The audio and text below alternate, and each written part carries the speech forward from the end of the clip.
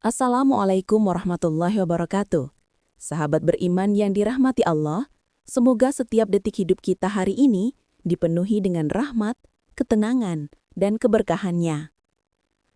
Sebelum kita memulai perbincangan kita yang sangat penting ini, izinkan saya sejenak mengajak Anda untuk memberikan dukungan. Jika Anda merasa bahwa ilmu yang kita bahas ini berharga dan mampu mencerahkan hati, mohon sisihkan waktu Anda untuk menekan tombol like. Tinggalkan komentar yang menunjukkan semangat kebaikan Anda.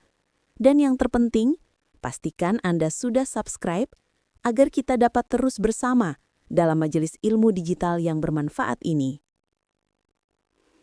Pernahkah Anda berhenti sejenak, memejamkan mata dan menyadari bahwa waktu berjalan begitu cepat hingga Anda sudah berada di ambang atau bahkan telah melewati usia 40 tahun? Usia ini bukan sekedar pergantian dekade dalam kalender kehidupan kita. Ini adalah sebuah batas ilahi yang sangat tegas. Al-Quran secara eksplisit menunjuk usia ini sebagai puncak kematangan dan di saat yang sama sebagai titik kritis pertanggungjawaban. Mengapa angka 40 begitu istimewa dalam pandangan Islam? Bahkan para ulama besar menyebutnya sebagai penentu husnul khatimah kita. Jika Anda berada di usia ini, Anda mungkin merasakan perubahan batin yang mendalam, hasrat untuk kembali pada fitrah, atau justru kelelahan jiwa yang tak terjelaskan. Inilah isyarat dari langit. Simak perbincangan ini hingga tuntas, karena ilmunya sangat mendalam dan menentukan nasib kita di akhirat. Kunci utama pembahasan kita terletak pada firman Allah Subhanahu wa Ta'ala dalam surah Al-Ahqaf. Ayat ini tidak hanya berbicara tentang berbakti kepada orang tua, tetapi secara spesifik mengunci kesimpulan kisah tersebut pada momen seorang hamba mencapai usia 40 tahun.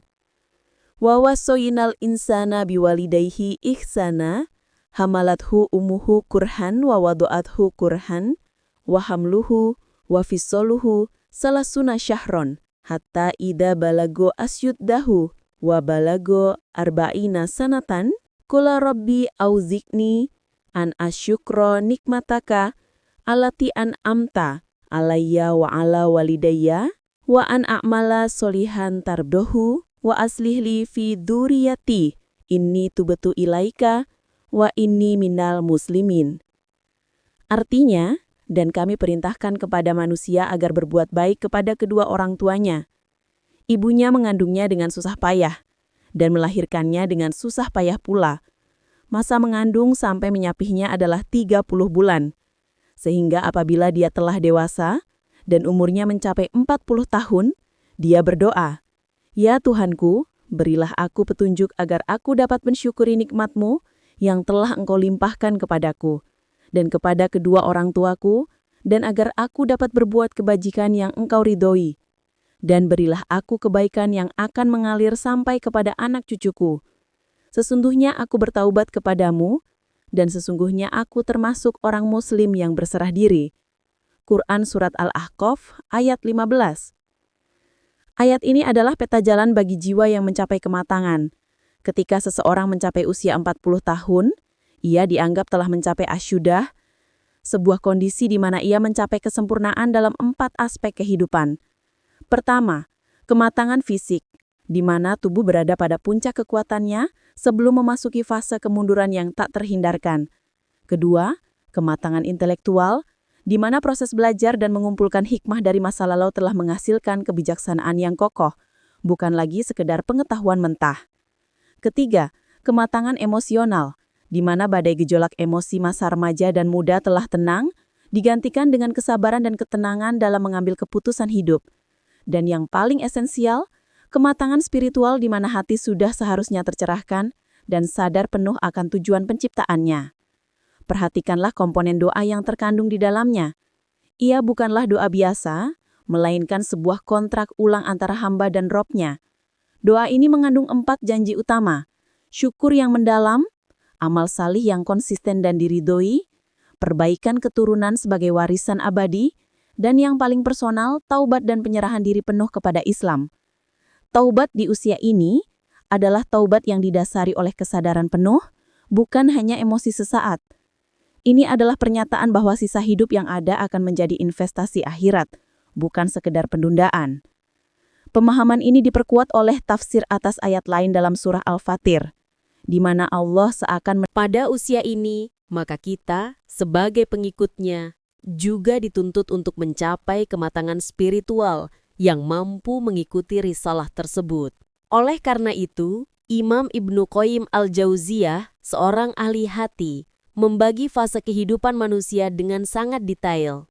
Usia 40 adalah transisi dari fase sabar, yaitu fase muda penuh gejolak dan ambisi dunia, menuju fase kuhul, yaitu fase kematangan, penuaan, dan kebijaksanaan. Fase kuhul harus menjadi fase di mana kita secara sadar beralih dari pengumpulan harta menjadi pengumpulan pahala, dari ambisi horizontal atau duniawi menjadi ambisi vertikal atau ukhrawi. Jika pada fase sabar kita banyak melakukan eksperimen hidup, pada fase kuhul kita harus hidup dengan rumus pasti yang telah ditetapkan syariat. Namun, disinilah letak bahayanya sahabat beriman. Usia 40 ini adalah ujian terberat yang jika lulus, Allah akan meringankan hisab kita. Jika gagal, maka ancamannya sangat menakutkan. Pernyataan tegas dari sahabat Nabi yang agung, Abdullah bin Abbas, harus kita jadikan cambuk. Barang siapa mencapai usia 40 tahun dan amal kebajikannya tidak mantap dan tidak dapat mengalahkan amal keburukannya, maka hendaklah ia bersiap-siap ke neraka. Kalimat ini sungguh menggugah jiwa. Ini bukan hanya tentang jumlah ibadah, tetapi tentang keunggulan dan kualitas amal solih kita yang harus mampu menutupi dan memadamkan kesalahan-kesalahan yang telah kita kumpulkan selama 40 tahun. Apakah sholat Anda di usia ini lebih baik dari sholat Anda di usia 20? Apakah interaksi Anda dengan Al-Quran lebih intens? Jika jawabannya tidak, maka kita berada dalam bahaya besar. Kita harus melihat usia 40 bukan sebagai senja, tetapi sebagai fajar kedua untuk bertaubat dan beramal dengan bersungguh-sungguh. Kesadaran inilah yang diwujudkan secara nyata oleh Imam Syafi'i. Ketika beliau mencapai usia 40, beliau memilih untuk berjalan sambil memakai tongkat, bukan karena sakit, tetapi sebagai pengingat abadi. Beliau menjelaskan, agar aku ingat bahwa aku adalah musafir. Beliau melihat dirinya seperti seekor burung yang hati dan jiwanya telah dilepaskan dari sangkar dunia. Hanya kakinya saja, yaitu jasadnya, yang masih sesaat terikat di bumi. Ini adalah derajat zuhud, di mana syahwat duniawi telah sepenuhnya menguap, meninggalkan hati yang fokus pada kerinduan untuk bertemu dengan Allah.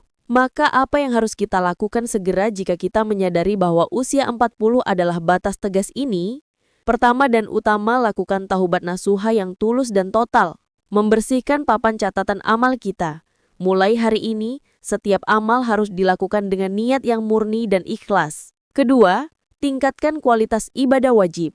Jadikan sholat fardu Anda bukan sekedar gerakan, tetapi komunikasi langsung dengan Sang Pencipta. Khusyuk adalah keharusan, bukan pilihan. Ketiga, investasikan harta dan waktu untuk kebaikan keturunan.